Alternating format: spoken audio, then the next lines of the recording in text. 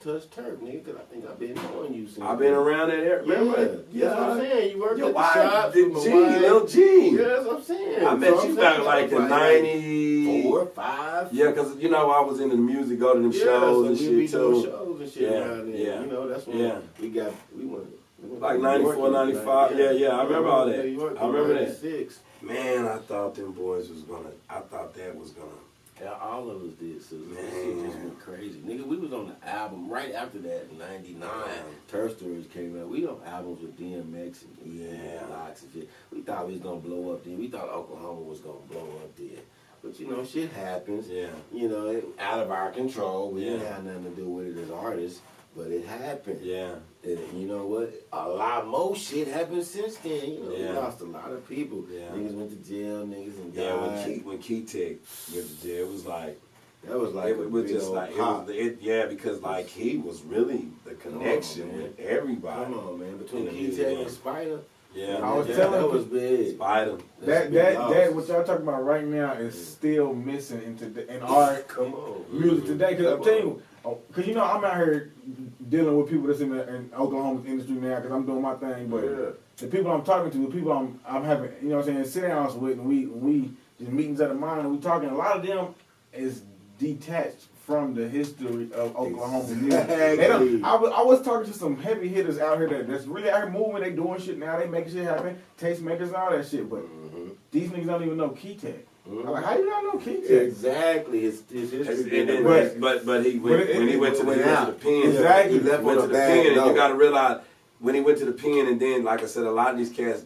These young kids, he been gone for how long now? A while, like 10 years. Yeah, longer than that. Yeah, it's been years. I was over in next to Justice. So ever since then, yeah. So you got to realize he was a big right. Yeah. So like I said, and a lot of these youngsters is growing up, so they don't even know.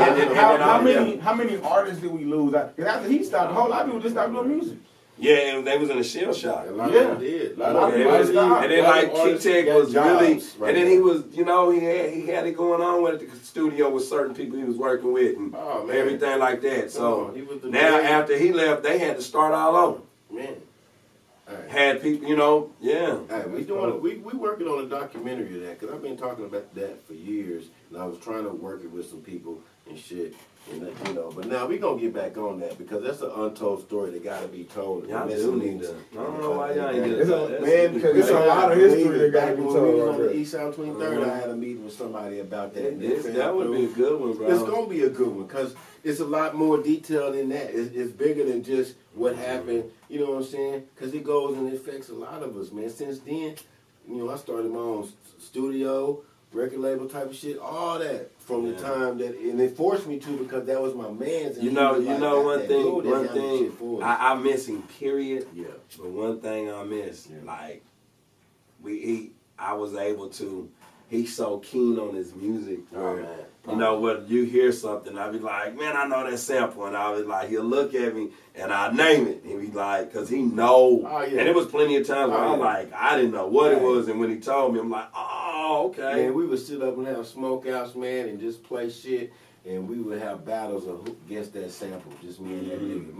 Man, I used to go in with that man because he knew all kind of shit. I'm going to tell you who know it. I'm going to tell you who know it, too. That's how he was with me. Yeah. Hamza. Oh, come on. Oh, yeah. Hamza. Come on. That's why he got to be part of the whole story, too. All that history got to be told. Yeah. That's why it's cool that Hamza and Chris Cuddy and them is in Council Road. I definitely was sitting talking about them. Yeah, man, because Hamza can tell you a lot. Hamza got Chris Cuddy got to be part of it. All of them got to be part of it. Because we got to go and tell the whole how it got here. Classics. You know what I'm saying? Because now niggas just see these dudes. Now they see Chris Cuddy at Council Road and shit. They don't really know YC from, you know what I'm saying? You know what I'm saying? Yeah. You know what I'm saying? But You know what I'm saying? Niggas been doing this for a long time. It's some legends out here. It's some living legends in Oklahoma. The niggas don't know about. Yeah, Bucket. Yeah, they just out here running around and doing his thing again. You know, Bucket came out of shop. Did he? Yeah, you know. It's just like the whole thing about with Bucket though. You know what I'm saying? It's bad. It's just the whole situation. Yeah, like he got locked up. When he got locked up, it just and then the sound changing, you know, and the whole situation. So as far as an old school rapper, he would have to learn a different situation. Bro, what's going on like I said, Bucket, like when I used to tell people, right, my #1 rapper was Bucket at one time. He really was. He was. I love D, but I love Polo. Yeah, I love people. I even love Chief, not not Gouda when he was Chief. When he was Chief, you know, I liked a lot of them cats. I liked a lot of them cats, bro, back in the days, and I can name, you know what I'm saying, so on and so on. But it was like, and I'm a fan of Kirk, dog. Yeah, you know what I'm saying. Yeah. But I like that sound with them back in the days. You know, now the sound has changed, and you know it's newer cats now, and they got better opportunities. You know, because you got to realize, man, we had a Thunder now. So that brought more money down here, the maps and everything. So it's people, it's money that's definitely in here, down here. You know what I'm saying? It's one thing about with the music shit, it take money to get that going. Because, see, people done figured out some ways, too. Like, well, if you want to, you got to pay this and all that and a lot of stuff. Then they got, you know, all that. They charging you, you know what I'm saying? But at the end of the day, the talent's here. It's here. I ain't gonna lie. It's some talented ones. But it's just crazy. And then man, like in the big cities, man, they riding around with Bentleys, Ferraris. You know, like you got NFL teams. So it's just money there. Yeah. So when somebody ride around like this, the police gonna look at him like a little different. You see that normally. Yeah. You know, first thing when you see people riding a good car and stuff and it look like a black person, you're going to think drugs and everything like that, because in them big cities, you got NFL, you got people that's working at $1 billion court companies and all kind of stuff, man. So it looks natural. Right. Yeah. So it's starting to come across. You know, like it is. It's some cats riding around in some Bentleys and all that, but like I said, but before that, you know, you get looked at like that. The money is, man, Oklahoma doing all right. Man, I'm ready for it to get better though. Man, it's time. Yeah. It's time, man. We win that ship, it's time.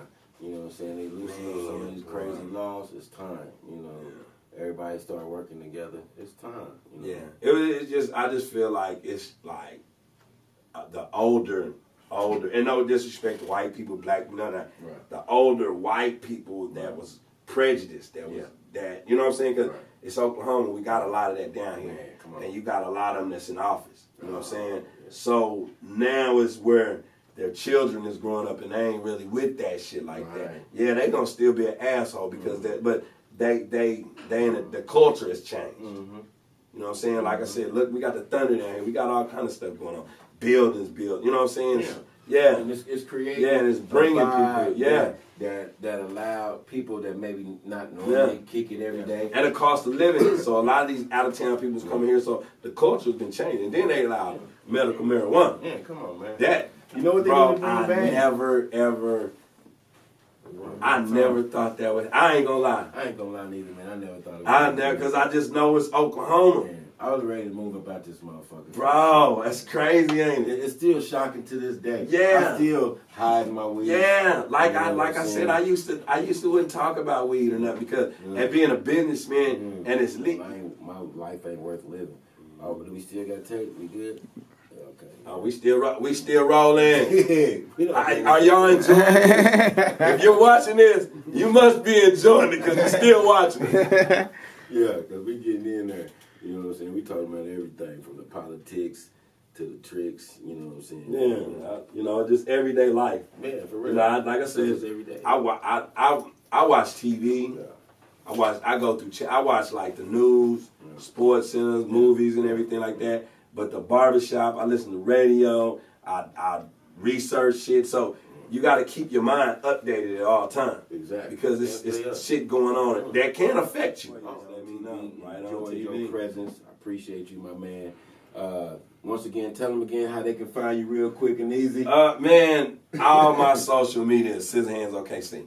All of it. Just like that. Scissorhands OKC. My Snap, my Twitter, my Instagram, my YouTube, everything. Everything. Scissorhands OKC. And if you ain't knowing, and it's fading up. We fading up. Original 5020 North Main, 405-606-7898. Fading up Norman, 1955 West Lindsay, 405-701-0040. And coming soon, fading up Tinker off of 29th and Sooner Road. And that'll be ready probably like in April. That's good. It's brand new establishment. Yeah, so. Yeah. Right on. Man, it's growing. Yeah. It's all about growth, baby. I appreciate you. Right on. We out. Peace.